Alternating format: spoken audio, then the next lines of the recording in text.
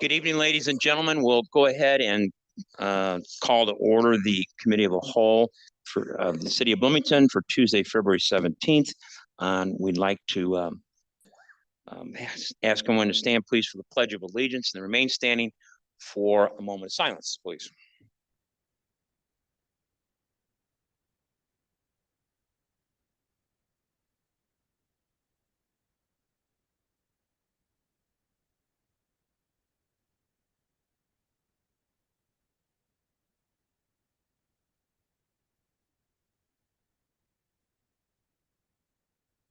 Roll call, please, for attendance. Councilmember Kearns. Here. Councilmember Mosley. Here. Councilmember Montney. Here. Councilmember Dannenberger. Here. Councilmember Straza. Here. Councilmember Hendricks. Here. Councilmember Lee. Here. Councilmember Scott. Here. Mayor Brady. Here. Thank you.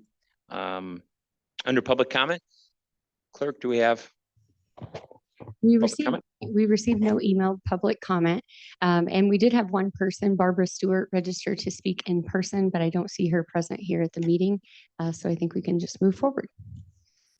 Thank you. And I think we've been advised maybe next month for Ms. Stewart. Okay. Next, then we'll move on to the consent agenda and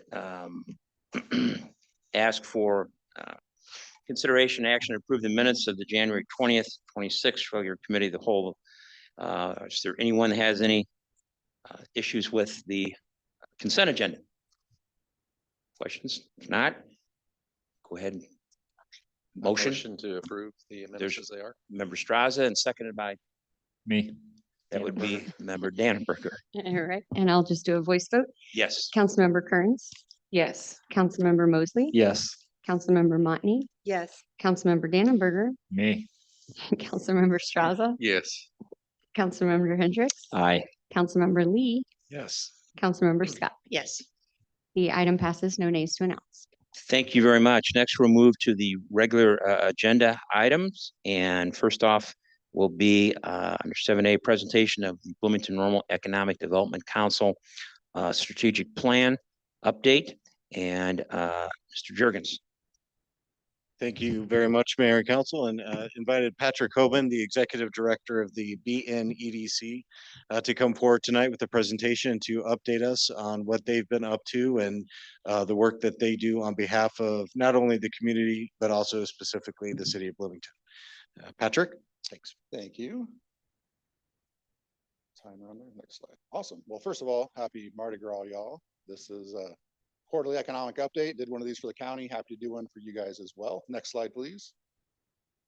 Here is all of my education. I don't think we need to go through this. I'm working on a PhD if you guys want to help. Next slide. This is the experience. I just started my 20th year in economic development. Before that, I did work in the commercial sector for real estate development as well.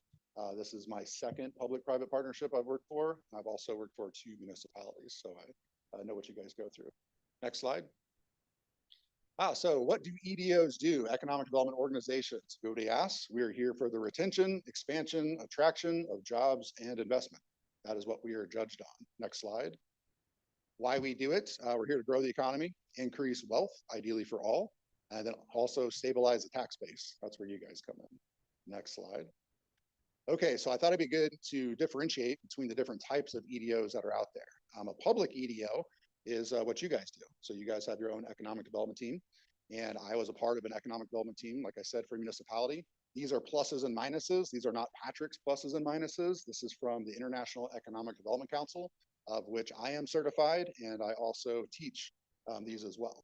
So some of the pluses for you guys is you guys obviously have pretty stable funding. You have the regulation ability, but also you can put in policies. The negatives that are out there are debt limitations. I think the biggest one for you, though, is probably that you can only build public buildings. And there's also the foiable challenge compared to our organization, which is not foiable. Next slide. Private EDOs, these are your chambers of commerce, whether it's state, whether it is our local chambers of commerce. They're a really good public-private liaison, so they can be the voice of business, finding out what's needed. They can do tax deduction donations. They've got private funding. One of the challenges, though, is that they are really prioritized by their membership. So as membership changes, so do their priorities. Next slide. Again, I didn't make this up. There are more pluses on this. This is from the book, but this is a P3, so public-private partnership. We are a mixture of both. So, our goals reflect public consensus. We do a strategic plan every single year. I like to say we kind of act like a priest in a Catholic church where we get everybody's confessions. We come out, we try to figure out what the sermon's going to be to meet everybody's needs. We do have freedom of staffing. We have few political constraints. There are some negatives though, and that is accountability and questionable activity and appropriateness. I'm not going to tell you what that means on the mic. If you want to talk afterwards, I can give you examples of where that's gone astray in some communities. Next slide. All right, so who is our EDC? We're made up of 65 different investors. Everybody in red is a private sector. Everybody in blue is a public sector. If it is bold and underlined, they are our board members. These investors fluctuate. There's some years we get some new ones. Actually, we just had a new one today. SVN Core 3 just joined us. There's no rhyme or reason. We have some members that pay us $500 a year. Other ones can pay us up to $120,000 per year. We're not a membership organization, so we will still do the best that we can with the funding that we receive, regardless if you pay us or not, because we represent every citizen and every business in the entire county. Next slide. All right, so how do we do it? Every community is different. When I was in Decatur, it was more manufacturing and industrial. When I got to Tinley, it was more quality of place, quality of life. Here, it's a little bit of everything. The concept that we teach though, and there is like a 3 to 4 day class on every single strategy that's up there, from infrastructure, real estate, all the way around, is that if we have a solid community, then your businesses are going to stay and they're going to grow. If they grow, then you're going to develop the economy, which is on the econ dev side. Our role is really in designing incentives, marketing, selling, and then doing the deals. Again, everything that we do is to get to that deal making at the end so that those dollars coming in go right back to you guys. Next slide. Now, this is a hierarchy of needs when it comes to where you need to start. I just got back from a site selection conference.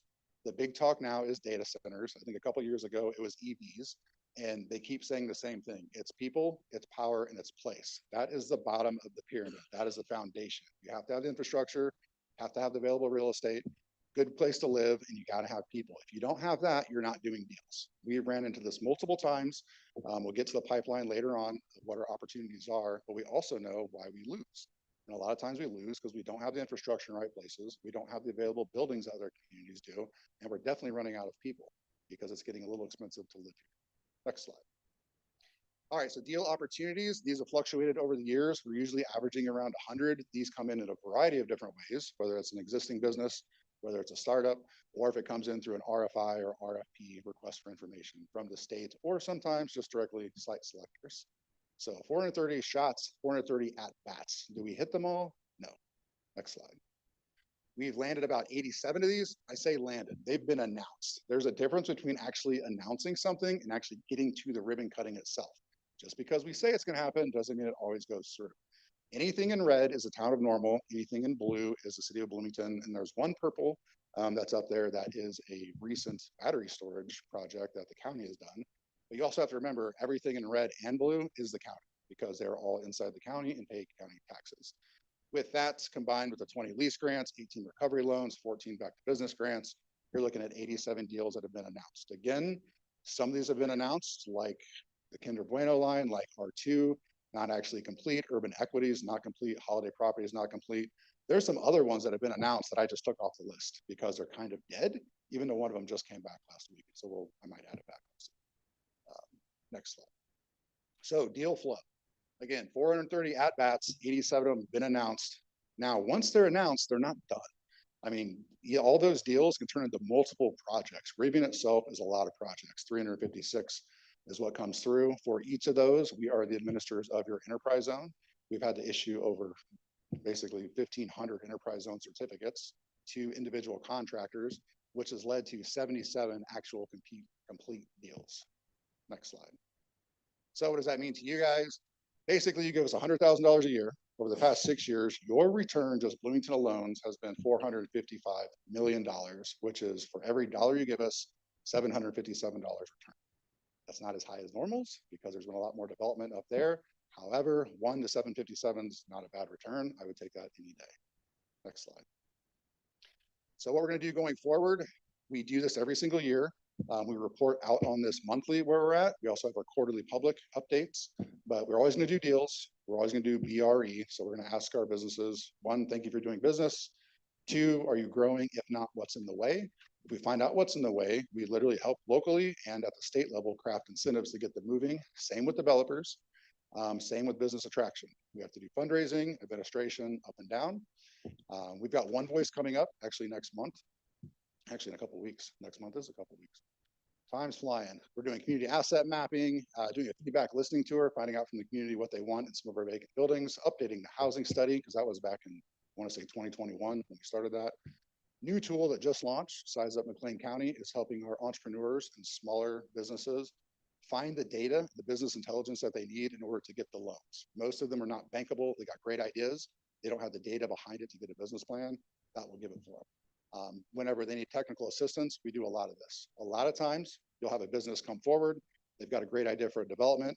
They don't know how to get through the system. So we prep them to get through the system to make the asks before they get to you guys. Also working on some entrepreneurship incentives, specifically around childcare, possibly even housing as well, with the state. Still running Life Multiplied as a retention strategy, and then doing more economic development awareness. Last year, we did an Econ Dev 101 course for elected officials and community champions. We might try to do a 201 course that talks about the incentives and the data that goes behind closing a deal. And also trying to certify our staff is an ongoing process. Next slide. So staff goals, breaking it down by individuals. For the cost of one entry-level economic developer, you're actually getting 4. I don't want to say how much experience we have together, but there's a lot of experience up there, and we average a master's degree.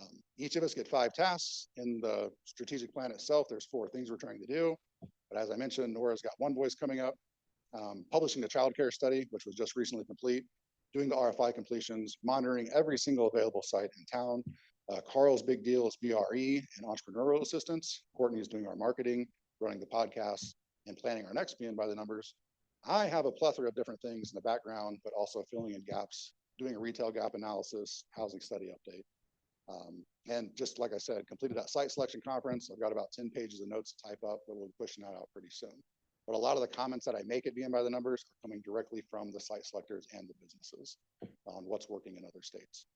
Next slide, please. So how do we do it? It's with everybody. Like, we can't do this without you. It's a good combination of using Bloomington normal economic development staff. And I use it as a football analogy. You might have a really good run game, but you also have to have good wide receivers. You have to have a good quarterback, blocking and tackling. It takes everyone to get something done. This is not a one and done. Somebody doesn't make a phone call and all of a sudden you get a deal. I've seen these things start and stop. As I mentioned, there was a project that started 2 years ago that just came back. I was at the tail end of a project in Tinley Park that went on for 11 years and closed it. These are not overnight deals. They appear like when they come out and make the announcement, but there's a lot of work, a lot of people that are involved, and we can't do it without your team and without your continued investment. Next slide. With that, I'll open it up to questions. What my time look like on that? Thank you. Good. Thank you, Patrick. Are there questions, comments from members of the council? Member Lee. Yeah, hi, Patrick. Thank you for the presentation. You mentioned earlier we're kind of losing people because it's getting expensive to live here. Have you looked at variables? What's causing that? Is there anything we can do to course correct that as a council? Can we take any action to help that? Any suggestions? I think you have. The whole missing middle concept that you've come up with has definitely been beneficial. You guys have more housing projects lined up than anywhere else around here, but this is truly supply and demand. If you just go on Zillow and look at what it costs to rent or purchase in any of the surrounding communities compared to ours, and I know we've always been a little bit more, but it's getting a little out of control. But you guys are taking the right steps in order to keep the projects that we have on track. Really looking forward to what could be going on in downtown Bloomington at this former State Farm building, but then also bringing in the developers to take on the old Verizon site. That'll be a really cool concept too. So you guys are on track. I just wish we could speed it up. You know, we brought this to light back in like 2021, and here we are 5 years later. Yep, you're doing the right thing. First of all, I just want to say thanks to you and your staff. I spoke with Nora last week. I mentioned that just the accessibility of folks to clearly excited to share information. You mentioned childcare. Can you expand on that a little bit? Sure. We've already covered this a little, so I don't want to like what I always say is you guys are my product. The community's a product. You don't want to highlight some of the negatives, but we are the second highest when it comes to the cost of childcare in the state of Illinois. It literally costs more to send a child to early childhood, whether it's, I think, under 2 than it does to go to college right now here. And that is, we cause some of this. When you bring in good paying jobs, there's an opportunity to jump up the ladder. When you can jump up the ladder, you have to pay more, which is good to pay more. My wife was a early childhood teacher, and I always joked I made more as a bartender than she did, developing brain cells. However, because of that, the cost has gone up for everybody. So that's been a really big challenge. Other members? So with that, what is the solution? I mean, because we have this housing issue, we have the, childcare issue. What are the solutions to do that? We know that rising costs are getting out of control, and the people can't afford housing, they can't afford childcare. So what is the solution for our community to look at? How do we make it?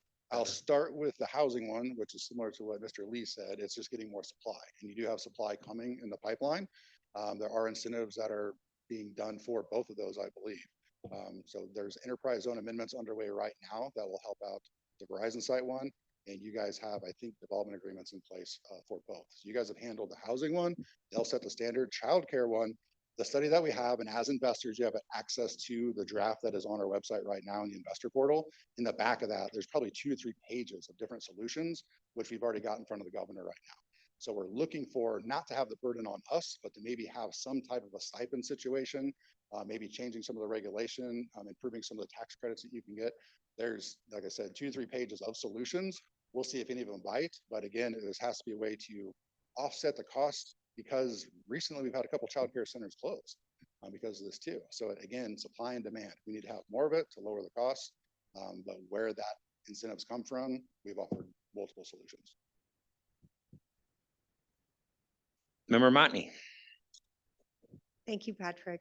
You use the term solid community as the foundation for anything to happen. How do you define solid community? Well, solid community for me is having that there's room to grow. There is a very diverse background.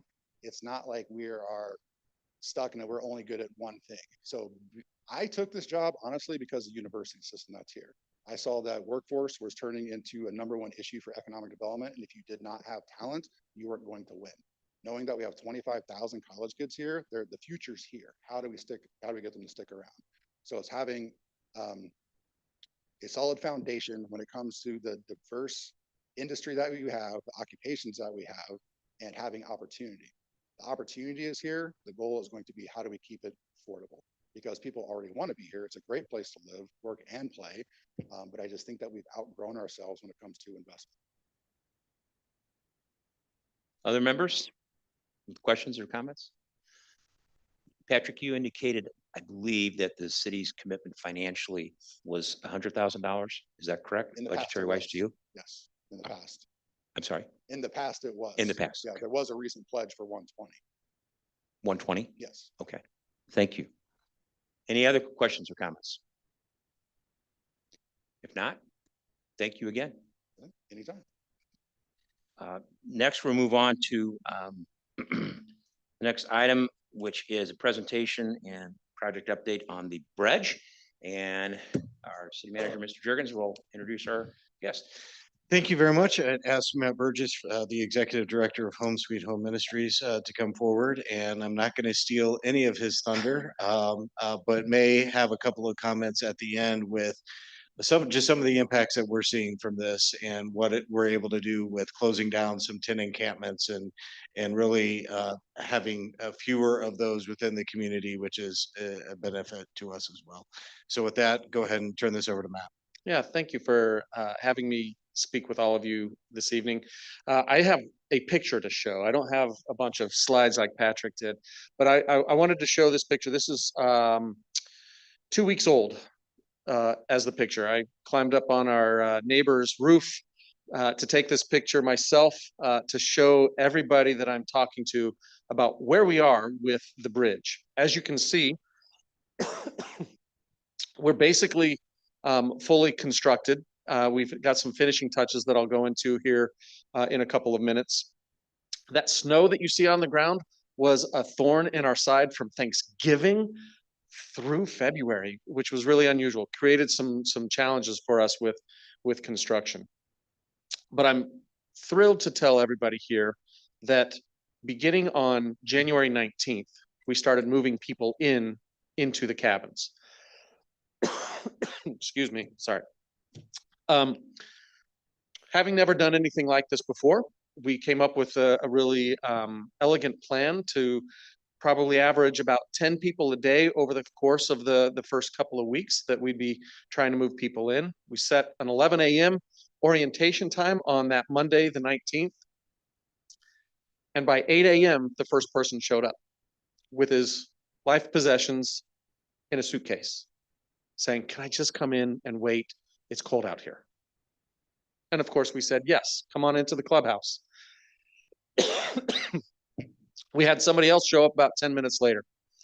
By 11 o'clock, when we expected to have 6 or 7 people there, we had 26 people in the room waiting anxiously to move into their cabins. By the end of that first day, we had moved 31 people into the bridge, into their cabins. Way more than what we thought we would be able to do. And we just kind of rolled with it. And everybody was of the right mindset and spirit to say, this is new for all of us. We're going to figure it out together, and we're going to make this work. By the end of the first week, we had already surpassed our occupancy goal that we had established through our grant with the county. We had projected that we would be 75% full within 30 days. I think I sent a message to the county that we were at 98% full at that point. We had a couple of cabins that were not operational for a couple of different reasons, but of the space available, we had moved in that many people. I want to emphasize that every single person that we have moved into the bridge is somebody who had previously been staying outside, either at the encampment in the gravel pits, the encampment off of Adelaide, or elsewhere in town. We had encountered people all across the community through our street outreach work. And so we stayed true to what our stated purpose in building the bridge was, to move people inside who were stuck out there. And we have done that with every single person that's moved into the bridge. They're no longer outside. We were able to move people in. January 19th was like the day before the worst cold snap of the winter hit our community. I appreciate this help.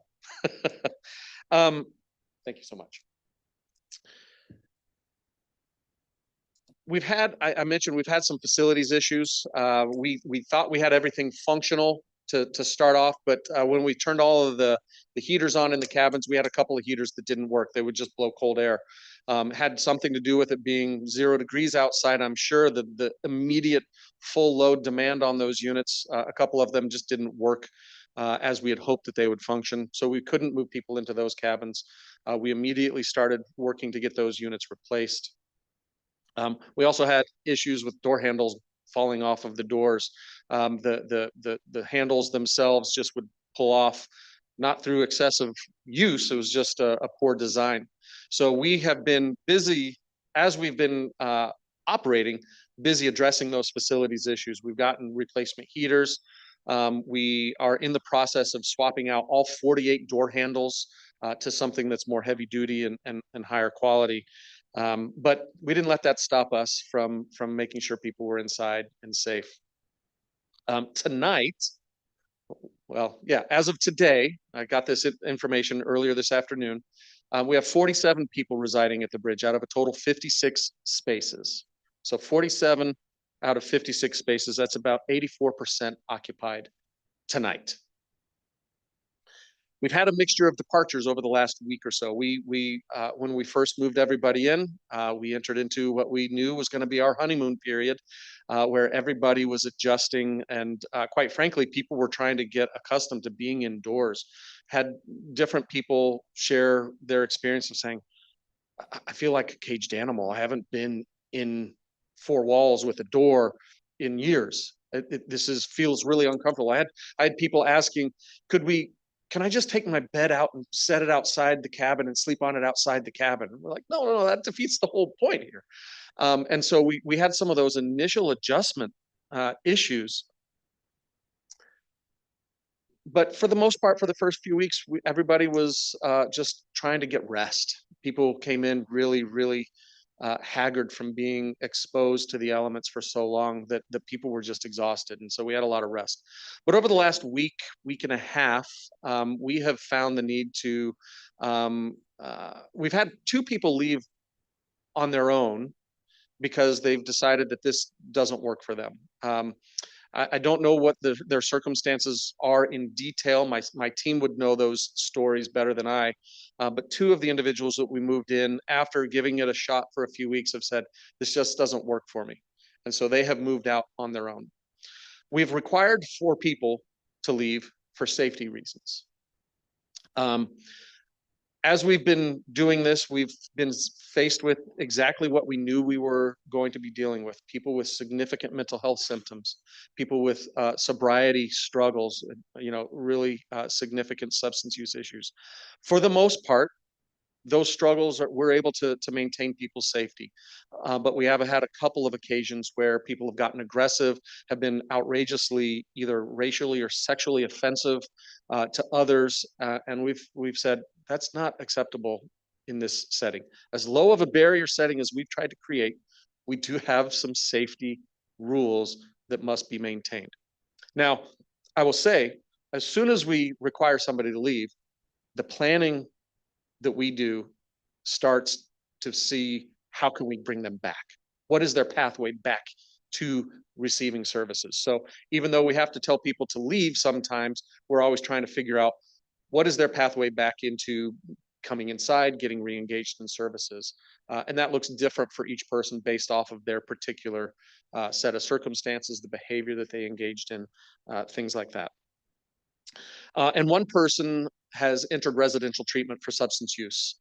We are holding that individual space until they get back from treatment. We don't want that positive step that they chose to take to be a reason that they lose shelter at the bridge. And so we're holding that bed for that 28-day period. They will return to their cabin following that. We're also working to move additional people into the spaces that have opened up. We've gotten cabins. I think I have all but 1 cabin operational at this point in time. And so we have a pipeline of people that we are trying to move indoors. It takes a while to catch up with people when they don't have a functioning phone. They don't have a set address. We don't know what their schedules are. It takes us some time to catch up to people sometimes to really bring them inside. But we are busy in the process of doing that. We expect by the end of the week that we'll probably have most of those spaces filled. We'll have caught up with those individuals, been able to move them in and get back to close to 100% occupancy. I mentioned that our construction is almost complete. We're almost done. This picture does not really allow us to zoom in very much, but my security gates on the front of the fence aren't fully installed. We've been at the mercy of our supplier, getting them manufacturing the gates for us. They're custom built to the specs of our lanes. And we've just been waiting, frustratingly waiting for them to produce that. The last information I have is that by Thursday, they should be done. And so they could be installed as soon as the end of this week, if not by the beginning of next week. Our gate company has committed to, as soon as they get them, they're gonna come out and install those immediately.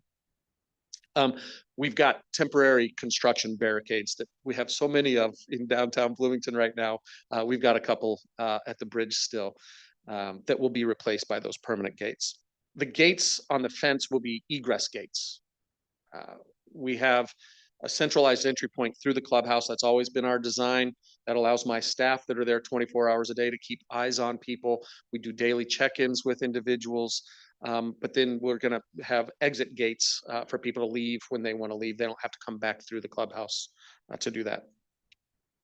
Our electronic lock system is now operational also. That's something that we've been anxiously waiting to get in place. We're trying to coordinate key cards with the police department so that if we do have the need to call the police to provide assistance to us, that they've got a key card in every squad car that they can just come in freely and not have to worry about, are my staff at the desk to buzz them in, those types of things. We're excited about that getting established here really soon. My security camera systems are up and functioning, except for the ones that go on the decorative arbors that hopefully will be done. Again, weather has impacted all of these outside portions of the project, but those should be getting done in the next couple of weeks. And then, of course, we're going to turn our attention to landscaping. We're really excited about the plan that's coming together for landscaping to make sure that this is an attractive property. I've got a landscape architect who's donating his time and expertise to help us build the master plan. I've got the master naturalists from the Wild Ones. I've got the Bloomington Normal Garden Club. I've got Ecology Action Center is going to supply trees. We've got a really strong team put together to make sure that this is an attractive property inside the fence and outside the fence. We're actually going to do most of the landscaping in that expanse of snow that you see facing Oakland Avenue to really make sure that this is something that our community can feel good about being featured in that location. I mentioned that we've been experiencing exactly what we knew we would be experiencing. And we're serving the people that we knew through our street outreach work, people that have significant mental health symptoms, substance use issues, people who are, quite frankly, in really poor health from living outside. And so we have had the occasional need to contact emergency services. A couple of times we've had to call the police because of people being aggressive on site. A couple times we've had to call an ambulance for people who are having a health emergency. This is not unusual in a shelter environment. We do that in our existing shelter. We've been doing that in our existing shelter probably since 1917 when we were founded. I can say with confidence the frequency of calls to 911 are drastically lower than they were when we had the encampment next door to Home Sweet Home. That was daily or multiple times a day. Now we're averaging maybe about once a week that we're having to make a 911 call, either for health or police assistance. So that's really encouraging to see that improvement. We're also regularly inspecting our residents' cabins. My staff make a schedule of doing cabin inspections. So we're going in and making sure that they have a hygienic environment, that they're not smuggling stuff into the bridge that they're not supposed to. We have been finding some 40-ounce cans of beer that we've been getting a little bit more diligent about trying to keep out. When we find those, we tell them they can't have them there. For the most part, they say, we'll just throw it away. We are now doing bag checks as people enter with their backpacks through their front door for people that we know, hey, you've done this before. We're going to just kind of keep an extra eye on you and make sure that you don't think that you can get away with this repeatedly. So we are increasing our vigilance on an as needed and indicated basis for a few individuals. We've been very pleased with the initial response from some of our service partners, in particular Fuse, Bridgeway, Project Oz, Mid Central Community Action, and the Corn Belt Kennel Club. That's been a delight for us to discover their eagerness in supporting what we're doing. Fuse, we've been able to get 3 people connected to those services that had not yet been able to get connected to those intensive supports that are available. That's really, really encouraging. We've also gotten 3 people connected through Bridgeway to employment opportunities. We have some other people who have gotten back into employment after having been outside. Now that they're in a stable place, they can bathe every day. They can feel a sense of rest and capability. They've returned to jobs that they had previously, or they've found new employment. I don't have numbers on that. That's just anecdotal that people are telling me, oh yeah, I went back to work today, or I got my job back out at Ferrero. And I'm like, this is fantastic. This is what we're hoping for. And then Project Oz, Mid Central are doing their specific outreach to folks in their programs. The Corn Belt Kennel Club is helping us with animal care and supplies. They got us some dog waste scoopers and things like that for maintaining cleanliness on the campus. We're still formalizing the schedule with some of our other providers, but those were our early partners that I wanted to acknowledge. They really showed up from the day one. I only have a couple minutes left. I have so much more that I could tell you. I look forward to opportunities to share more and more with you, but I want to wrap up. Before I tell you all the communities that have already expressed a desire to learn from what we're doing, I want to tell you a story that happened yesterday. I walked over to the bridge from my office at our main campus. Took me about 90 seconds to walk over there. That's a fantastic efficiency for us in that location. And I did some business over there. And then I was walking back to my office, and I happened to be walking back with a gentleman I bet you would recognize from being on our sidewalks downtown. This is a gentleman that when he moved into the bridge was very angry and very prickly and very surly in his demeanor. And for the first couple of days, it was all like, I would say good morning, and he would say, no, it's not, right? And respond in that way. But after a week, he started to change his demeanor. After a week, he got a fresh haircut. He shaved that scraggly beard that he had off, and he was clean shaven. And I could tell just by looking at him that he was feeling rested that he hadn't felt before. He also takes pride in keeping his cabin very clean. When I give tours to guests and I see him, I said, hey, do you feel like showing your cabin? He said, yeah, come on, I want to show you. And he takes pride in showing that. I did that earlier this afternoon with somebody. But as we walked back from the bridge to the Home Sweet Home main campus, he was walking over there to go to the food co-op because he works in there, as he told me, every day. He finds value in being there, helping us out every day. He does a little grocery shopping in that space too. More importantly, he started to tell me about himself, started to tell me about his service in the National Guard, started to tell me about his struggles with MS in his life, struggles with all sorts of issues that I had no idea about. And he started opening up to me. That's a significant departure from, no, it's not a nice day, to being vulnerable with me. I just was really touched by that. We're seeing that over and over and over again with the people that we're serving. We've got some folks that aren't taking the opportunity, but for the most part, they are. Really quick, I'm going to tell you in rapid succession the communities that have already come for tours or who are scheduled to come for tours. Danville, Pekin, Peoria, Urbana, Waukegan, Moline, and Pontiac. That's the impact that we are having to inspire other communities to think creatively about addressing homelessness that they're dealing with in their own communities. So I'm happy to answer questions. Like I said, there's so much more to say. I hope you ask me the questions that are on your mind so that we can continue to talk about this. Thank you. Thank you very much, Matt, and to you and to your entire team for what you've done on this project.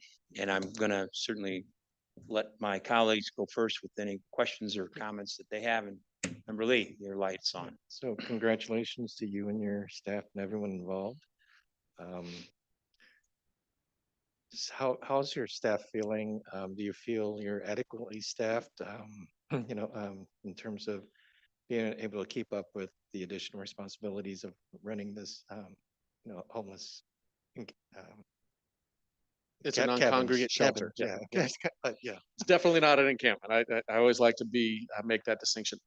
For the most part, yeah, we staffed up based off of our staffing model of our other shelter. We have found that we've been pulling staff from our other building over there. So there's a little, like during the daytime, we're probably a little understaffed during the daytime. I'm also in between incumbents in one of my main roles over there. Our program manager position is open right now. So once I get that filled, that should stabilize. But for the most part, yes, we're keeping up with things. We're definitely very busy. I will say the training that we've provided to our staff on trauma-informed care, de-escalation skills, understanding substance use disorders and things like that, that really comes in handy for them to feel equipped to respond to most of the things that we experience over there. On the rare occasion where we have had to call for assistance from the police, they've been very responsive. They've been fantastic to work with us and really been great partners in maintaining a safe environment. Yeah, thanks. And I think this is a great opportunity for ISU and Wesleyan for people and social workers to come and do an internship or something. So I don't know if you have internship programs. We're in or the not. process of scheduling interviews with interns for next academic year right now. We also have some professors from Illinois Wesleyan who are going to help us do with data analysis and tracking our outcomes over the long term. So we're really excited about that connection too. Member Hendricks. Yeah, I don't have any questions, and I've got a lot of thoughts in my mind, but just want to express my thanks to you and your team and the fact that we've gotten to this point. Obviously this is in my ward, so I get asked about it a lot. And because of the stigma that surrounds it, some people may not, be thrilled that we have this. And sure, I would love that everywhere in America we wouldn't need this, but I am happy that we as a community, and especially your team and the larger community, has stepped up in such a way. So I want to express that. And also, I think it's just, I know it's not an exciting night. We don't have anybody here mostly from the public, but how great it is that we're talking about how we're helping individuals without housing, meeting that gap that we have. You were already fulfilling it with the congregate shelters that we had. The fact that we're talking about housing and how do we find that next step, and that we're talking about affordability with childcare, right? These are issues that plague every community. And I think it's because of you guys and the larger community that we're stepping up and doing these things. So I'm really proud of the presentations that you guys are presenting here, because I think it speaks to our community as a whole. So thank you both for everything you guys do. Member Dannenberger. Hey, Matt, thanks for the presentation. Might just have a quick question. When it becomes time to put plants in the ground, will there be an opportunity to volunteer to do that, to do the planting, the landscaping and the planting? And if so, how would we coordinate that with a couple groups that we're working with in our wards and at schools that we volunteer at? Yeah, we definitely will look to get volunteer assistance with that. We will publicize those opportunities like we did with the painting of the cabins and building the furniture. We'll do a lot of social media and email communications. I'll make a point of reaching out to you specifically, since you expressed interest in being updated Excellent. on that. Perfect. Thank you so much. Other members. Member Yeah, Kearns.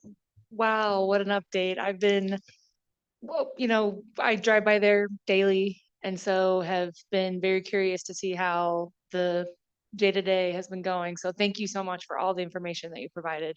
This is very helpful. And then just my small little curiosity. Well, one thing, let me back up a little bit, is about the staffing.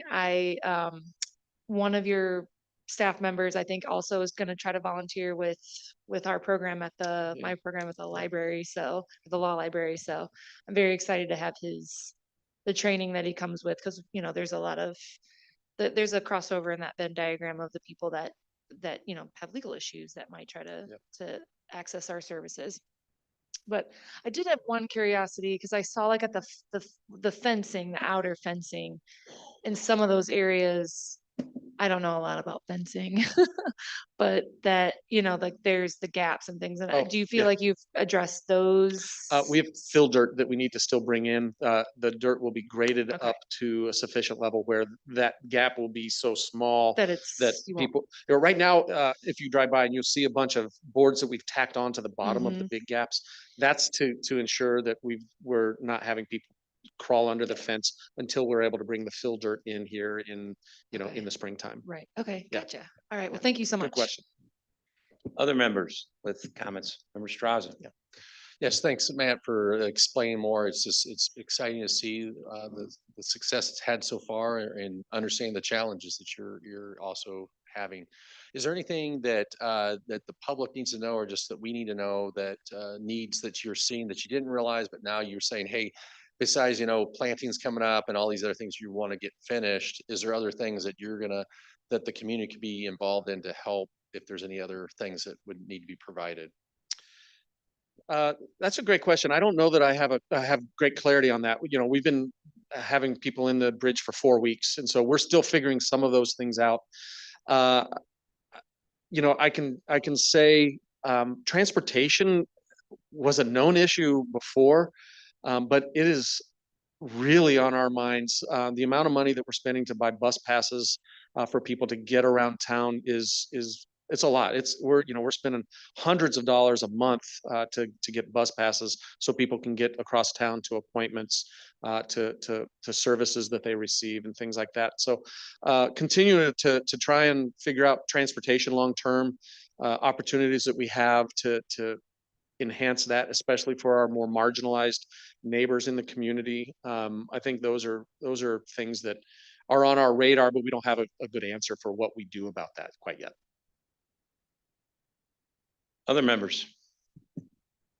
If not, thank you. And a couple, Matt, from me, first off, again, thank you for what you and your team have done. Back in June, I think it was, we had 2 town hall meetings on 2 separate days at the library. And we had big turnout on both those days, as I remember. And you addressed the audience and answered questions. One of those questions that was out there was how long, and I know you're new at just opening, I mean, At least 4 weeks. how long does somebody stay? Can somebody stay with you? Yeah, it is probably the most common question that I get asked now at this stage of the project. And I answer that by highlighting the name of our facility as the bridge, right? And I would like to illustrate that different bridges are different lengths. In our community, that's true. It takes us longer to cross some bridges than others. That's true for the people that we are serving at the bridge. Individual by individual, the bridge that they have to cross to get to permanent housing varies in length. And so we have no arbitrary limit on how long of a bridge people get. We don't want to get people out to the middle of the chasm that they're experiencing and then say, well, that's long enough. And then they have to step off without the supports. So the bridge that each one of our residents crosses will be different length of time. And so we're structured that way to respond to that. I accompany this explanation by saying, the intention is not to get people on a bridge and have them stop in the middle of the bridge, right? That's not what we do on bridges. Bridges are there to help us get from one place to another that we can't cover on our own. That's the point of our bridge also.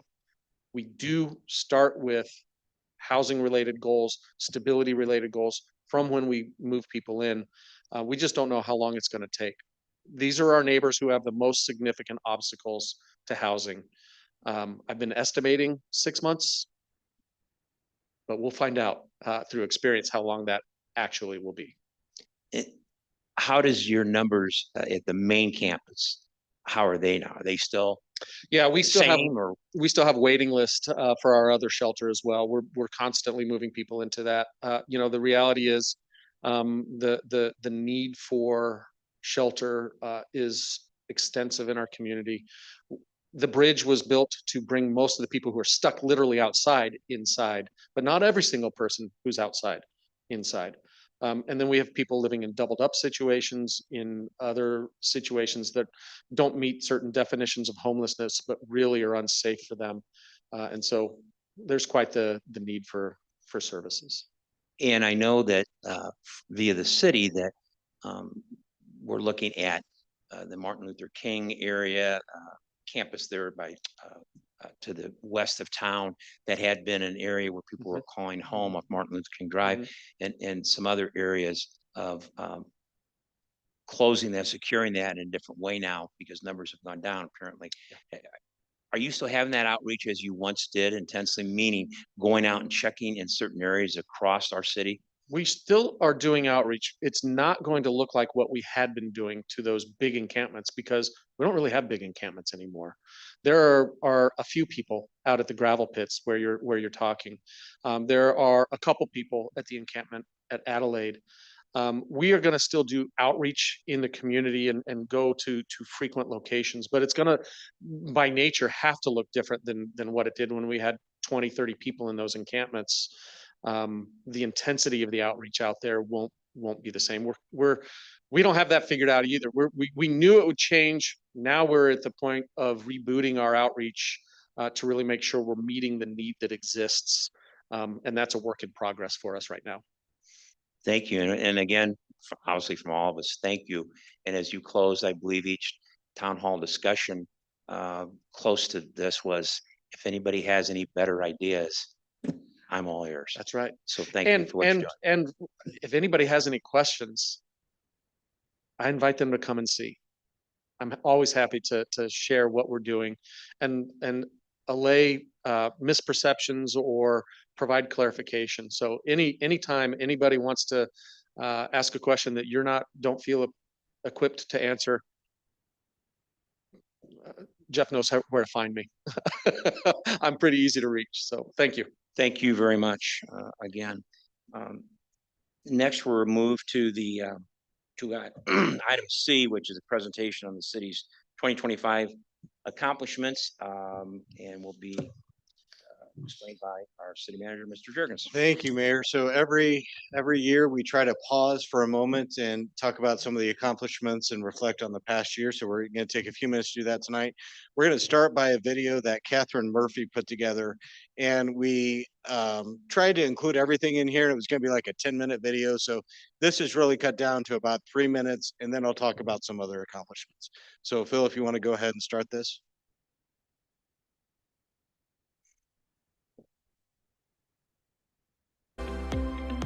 Every year tells a story. In 2025, Bloomington's story was one of visible progress across our neighborhoods, our infrastructure, and the services residents rely on every day. The year welcomed new leadership with Mayor Dan Brady and council members Mike Straza and Abby Scott joining the city council. Together with city staff, they advanced the work already underway across our community. Bloomington's arts and entertainment sector delivered a strong year. Attendance at city venues increased by 22%, welcoming more than 233,000 guests. A successful season for the Bloomington Bison and major touring acts energized the arena and strengthened long-term sustainability. Downtown reached a major milestone with the start of construction on the Downtown Streetscape project in the 600 block of Main Street. The area was also recognized as a state-designated cultural district, affirming its economic and cultural vitality. More than 100 events generated nearly 3 million visits downtown in 2025. Bloomington also secured additional housing rehabilitation funding to continue strengthening targeted neighborhoods. The Bloomington Public Library welcomed more than 284,000 visitors and circulated nearly 1.3 million items. Outreach expanded through BPL On the Go, reinforcing the library's commitment to access and innovation. Parks and Recreation maintained more than 1,200 acres of parkland across Bloomington, earned its 38th Tree City USA designation, and supported the development of an accessible playground at Stevenson School. Golf participation reached a record 68,700 rounds played and celebrated another strong year at Miller Park Zoo. The Bloomington Police Department delivered measurable results. Shootings declined by 43%, all homicides were solved, and the department responded to tens of thousands of emergency and service calls, contributing to a safer community. The fire department continued its focus on prevention and response, handling more than 14,000 calls for service and delivering community risk reduction programming throughout the year. Infrastructure and essential services remained a priority. Construction advanced on the 1 million gallon Enterprise water tower to strengthen reliability. Public Works responded quickly during summer flooding and modernized fleet operations to improve efficiency. Engineering resurfaced nearly 28 lane miles of roadway, reconstructed GE and Fort Jesse roads, progressed on the Hamilton Road east-west connection, and completed 240 sidewalk improvements to enhance walkability. In its first full year, the Development Services Department guided more than $221 million in investment, supporting responsible growth across the city. Together, these accomplishments reflect steady progress across our community. It's the work of making life better, today and for generations to come, as Bloomington continues building a stronger future. We'll put that video along with some attachments up on the website. Those are some of our more public-facing departments, and there's a lot more that goes into all of that.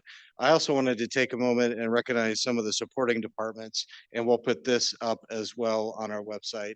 Phil, if you can put my presentation back up. And I'm not going to read all of these for every single department, but just starting with the city clerk department, they had an increase of almost 50% in FOIA requests. They handled 4,000. I think they were 7 shy of 4,000 FOIA requests last year. And they did it on time. They actually exceeded a lot of times the statutory time limit. I mean, they they did not take as long as the statute allows. Let me rephrase that. But they are a very busy department, and we're trying to figure out better ways to handle FOIA and get information out there. They also handle obviously all the business and liquor licenses, over 600 of those, all of the legislative records and the commissions, and they do that with a staff of 4 people, and that includes the city clerk. And so they are, like all of our departments, an extremely busy department, but had a lot of great achievements. Next slide. Our another big department, our finance department, just to kind of take into account this, 30,000 utility bills and payments processed every single month, over 2,000 vendor payments processed every single month. And the thing I wanted to highlight here is just how many visitors that they work with in the hub. 900, over 900 in-person visits, and then over 2,500 calls a month. Next slide. In addition to our handling our budget, audit, and everything else that the finance department handles for us. Human resources, both finance and human resources have had staffing cuts over the last couple of years as we've gone through attrition. Human resources, they handle the 11 different bargaining units that the city has. And of those 11, we had 7 union contracts up in 2025, and they got all of them negotiated and approved by this council. A part of that, they implemented the new fire schedule. And so they do a lot of great things for the city as well, and had a really successful year. Next slide. IT, another very busy department. When you look at that, they processed over 7,000 service requests. So when my computer doesn't work, I send IT a note, and so that's what that is. I did not do it 7,000 times, but I did it a handful of times. And the subheading there is they resolve those, they track that. Our IT department does a great job at tracking things and making sure they're continually improving. They do that with a 90% on-time compliance rate. So they do really great work there and managing that. And again, up there managing over 5,000 devices at the city, as well as supporting and maintaining the public safety, the police and fire department on a 24/7 basis. Next slide. Our legal department, just a couple things to highlight here. Obviously, they handle our administrative court. Last year, they had almost 200 property maintenance cases that they filed, and 375 behavioral ordinance cases that they filed and handled in administrative court. The other thing here is they help us with the collective bargaining negotiations. So with 7 contracts up, they were very busy. We also have procurement within our legal, and they handled 40 solicitations worth over 86 million in contracts. So that's a 2-person team in our procurement within legal. They stay very busy and are very effective at what they do. Next slide. And then just overall, the video said a lot, but I just want to take a minute. And when I think back on some of the greatest accomplishments of 2025, probably one of the biggest is the closure of the Market Street Garage. We came forward, that was a failing structure, and we came forward and said we could put a couple $1 million more into this and extend the life of it a little bit. And everybody up here looked at me like I was crazy. And so I said, okay, we're going to do something different with that. And we closed the Market Street Garage way ahead of when we were scheduled or planning to close it. And thanks to the staff of the great work of the staff, including Billy Tyus and Sue and the others, we were able to close that garage and make it work with the businesses and the residents downtown. And so we got that headache out of the way as we prepare for bigger and greater there. Getting the phase 1 started on the streetscape was a huge accomplishment last year. Getting through the nooks and crannies of that, and we've really accomplished a lot with that as we now look to finish up the first step of that, and then get on to the 500th block here very shortly. Progress made on the front and center. That building had been vacant for decades. literally dead animals in the windows there, and just nobody could rehabilitate it. So the idea that that building is now down and is going to be repurposed, the fact that we've got the Elks building down, we are seeing real progress on some of these issues within our community. And then also housing. Just wanted to give a shout out to that too. We did not build as many single family homes as we did the year before, but what we have done is really laid the foundation for what's going to come in this year, 2026.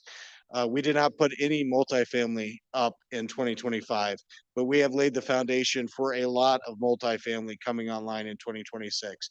And so this is something that we monitor closely, but with the housing incentives that this council has adopted with the, appreciate Patrick being here tonight and talking about some of their housing. We really look like we're going to be able to put some large housing numbers up on the scoreboard in 2026 and hopefully get the market a little more so that the prices don't continue to skyrocket like they have. So we're excited about that and appreciative of the groundwork that we laid on these and so many other projects in 2025. And I'm happy to answer any questions. Thank you. And with that, are there questions or comments from members? Okay. If not, thank you again, Jeff and staff, for all your continued hard work and for the presentation tonight as well, and for Catherine's help with that. Always good to share good news. With that, if there's any other issues before our committee of a whole tonight from anyone, doesn't look like it, then there is no executive session that we have to accommodate. So with that, I believe that we can adjourn. I'll make them. I'm sorry. We need a motion to adjourn. Second. By member Hendricks and seconded by member Straza. Right. And with that, aye to adjourn. Thank you very much.